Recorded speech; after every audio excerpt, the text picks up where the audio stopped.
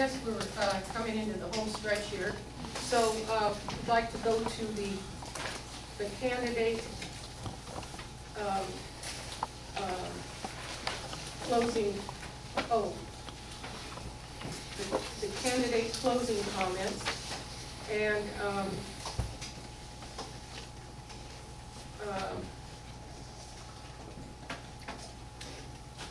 Pete, I forgot how much time we were allotting to that.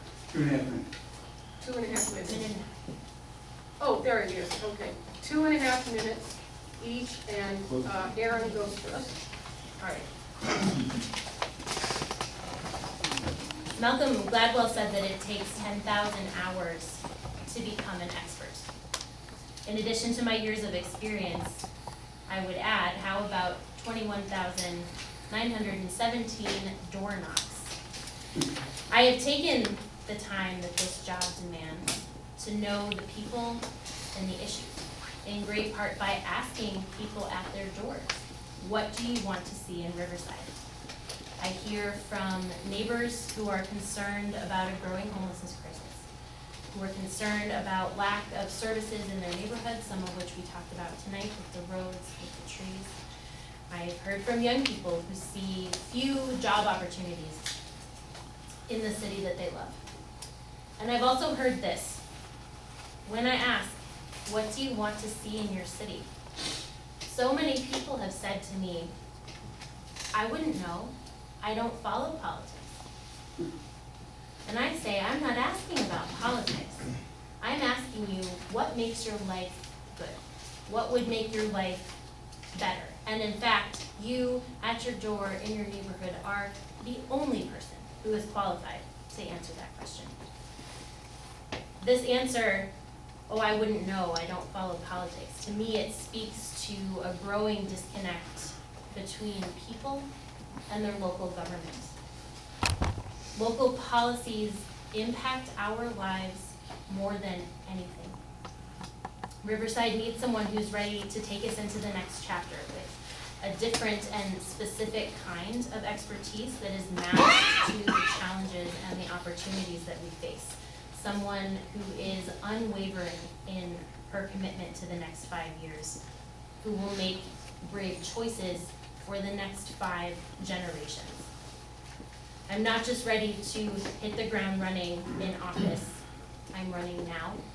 I won't stop running to serve this community. And I would be honored to earn your votes on November 9th. Thank you. Well, let me thank all of you for coming tonight. I hope it has been educational for you. Some things that I think are truly important in your elected official are accessibility, responsiveness, and some demonstrated leadership. We are, if we do this job correctly, public servants, not politicians. Politicians belong to political parties, are driven by their parties, and these are nonpartisan offices, and they should be nonpartisan offices. And the parties ought to stay the heck out. I have served you 12 years now in this position. I never put in less than 50 hours a week. I do not have another job. I have not had another job while I've been on the council, and I don't think anyone can do a decent job, not a good job, not even a decent job of serving you if they are not willing to put in 70 hours a week, which is the average that I put in. It's not all in the office. It starts waking up at 4 or 5 in the morning and going through the emails that came. It goes on then to phone calls and sending more emails and attending a whole range of meetings, community meetings, meetings in City Hall, meetings with staff, meetings with other agencies. I bring you something that a new candidate can't, simply because you can't get appointed to these things that quickly. I sit on the March Joint Powers Authority as one of 2 representatives for the city. We manage about 3,500 acres of former March Air Force Base property, and responsible for economic development there. I sit on an environmental habitat group on behalf of the city. I sit on a policy committee for the Southern California Association of Governments. And I am a governor's appointee to the State Seismic Safety Commission, where I'm serving now my 5th year as the chair out of 10 years of serving here. These are the kinds of things that I think are helpful to our community. I really believe that holding office hours is not enough. We are never off duty. You find me in the grocery store, and there are people in this room who track me down in the grocery store and say, tell me about this. And I am out of time. So thank you all.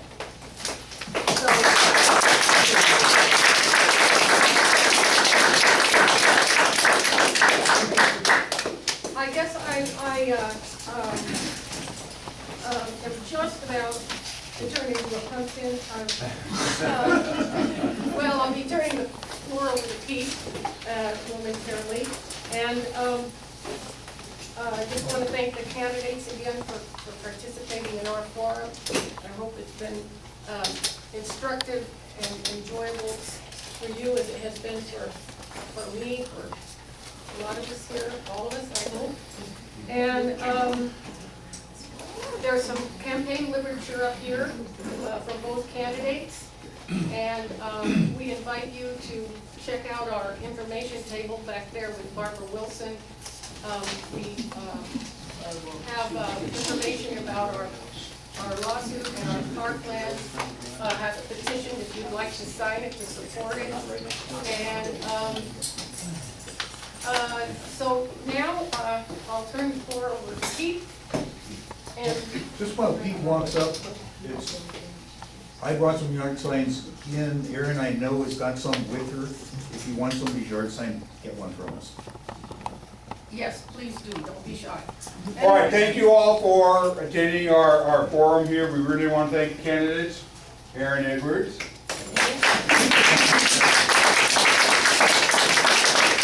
Mark Gardner.